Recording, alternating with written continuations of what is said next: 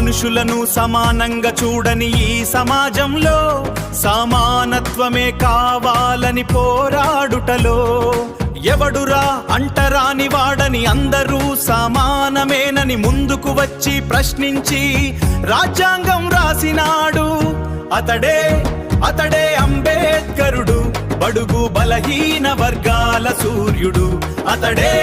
అతడే అంబేద్కర్ స్వేచ్ఛ.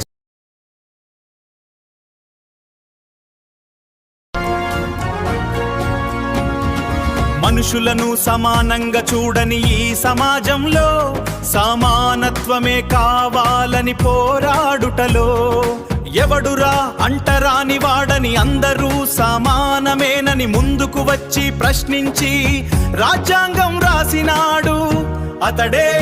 అతడే అంబేద్కరుడు, బడుగు బలహీన వర్గాల సూర్యుడు. అతడే అంబేద్కర్ స్వేచ్ఛ.